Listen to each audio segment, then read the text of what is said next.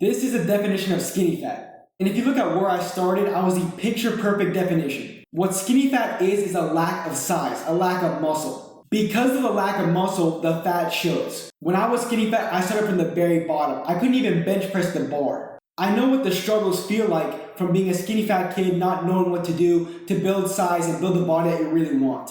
This is why I'm making this video. I want a video that would have helped myself 4 years ago. If you don't know who I am, my name is Mario. I'm a certified personal trainer with a bachelor's degree in exercise science. This video has everything you need to stop looking skinny fat. But before I can get into that information, I have to tell you guys why you're skinny fat. You're skinny fat because of poor choices you've been making, namely your diet and your exercise. So what I was doing was eating very little food, and when I did eat, I was eating all the wrong stuff. This was the core problem, and the secondary problem was not lifting weights. I was playing soccer in high school, but this is what I look like still.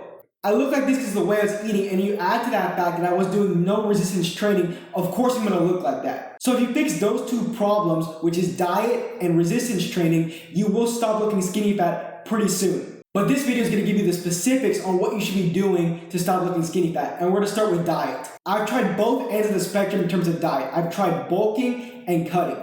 I wanted to cut because I thought I had a lot of fat, and I wanted to have abs. I wanted to look like a skinnier version of like a bodybuilder. But once I cut, I still didn't have abs. I didn't look any leaner because I didn't have any muscle there. So you're obviously telling yourself bulking must be the answer, right? I tried to dirty bulk and I saw so many examples of people saying they dirty bulk to fix their physique. A dirty bulk is basically eating as many calories as you can so you can gain weight fast. But the science shows, and my own experience shows, all you're doing is putting on excess fat that you have to take off eventually. I dirty bulk for about 2 months, and then I cut to get rid of all that fat, and I look the same as I did before I started. So that's not the answer. The answer is a clean bulk. A clean bulk is a calorie surplus of between 200 to 300 calories. This means you want to be eating 200 to 300 calories more than your maintenance level. I'll leave a calorie calculator in the description. You want to get your maintenance level calories so you can eat above that. Now, the most important part about building muscle is protein. I'm sure you've seen so many videos saying you should be eating 1 gram of protein per pound of body weight.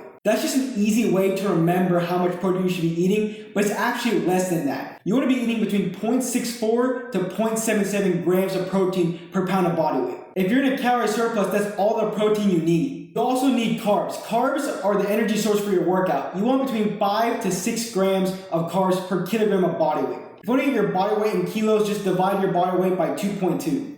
And whatever's left, you want to be eating fats, mainly unsaturated fats like nuts. Nuts have always been my favorite option, but peanut butter and avocados are another example of unsaturated fats. If you're eating in a calorie surplus with enough protein, you're going to build muscle. But with this, you want to be eating healthy foods, mainly whole foods. But if you're struggling to get your calories in, don't be afraid to eat a little dirty, but you want to be focusing on good healthy foods. Now into the workout plan. When I first started lifting weights, I could not stay consistent. I hated working out because I was going so fast. I was trying to do like a 4 or 5 day split right when I started working out. You have to make working out a habit first before you start going crazy. My best advice for beginners is to work out 3 times per week. Do a push-pull leg split where you do each workout once a week. You want to do that for 1 month so you develop the neuromuscular adaptations and the movement patterns you need to start building muscle through weights. After that 1 month, if you're ready, transition into more of a bro split, which is 4 or 5 days a week. My main message here is start slow and build up to going to the gym consistently. For the first month, you want to be lifting between 1 to 3 times per week. If you're ready after that, you can start going to 4 to 5 times per week from months 2 to 6. And after 6 months, you should be starting to experiment with a 6-day split if you're really up for it.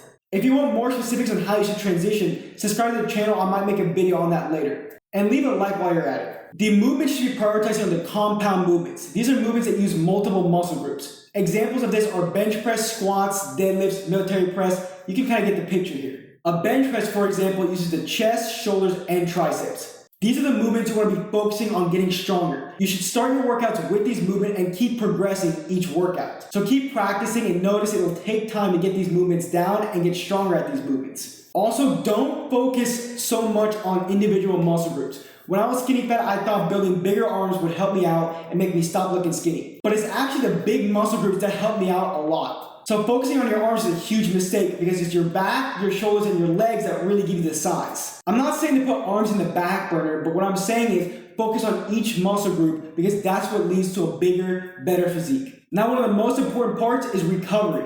First of all, you need to be eating well, which we just talked about. You also need to be sleeping enough. The amount of muscle you can build when you sleep less than 7 hours compared to more than is just insane. If you sleep between 7 to 9 hours, your body's able to build more muscle and burn more fat. It's a win-win. You need to be sleeping enough, especially if you want to build muscle and get stronger. Supplements. Supplements are super important, especially when you start getting consistent and want to maximize your progression. There's so many supplements on the market, but I'm going to give you guys the most important ones to build muscle. These are creatine, zinc, magnesium, and vitamin D. I have a video on creatine if you want to know how exactly that works. I'll put it in the corner right now. But the other three help increase muscular performance, recovery, sleep, and testosterone levels. And I'll add 2 extra ones for people who really want to get into them. One is a protein powder. It makes eating protein so easy. I work out super early, and by like 8 or 9 o'clock in the morning, I already have like 30 grams of protein in just from the shake alone. Then it's a pre-workout. Caffeine helps muscular performance. So having the caffeine from your pre-workout helps you lift more and lift longer. But these are 2 I'd hold back on until you're really consistent with the gym. And now I'm going to reiterate the point I was talking about earlier. Don't cut. I've had tons of clients of mine messaging me saying, when do I cut? When do I cut? Here's my 3-year progression. I gained 30 pounds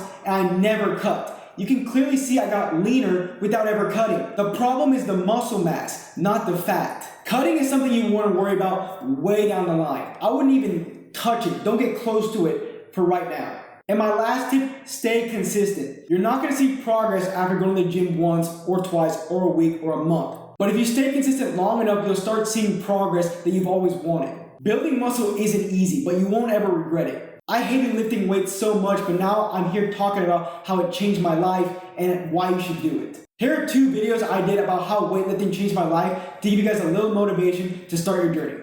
Thank you for watching, and I'll see you guys later.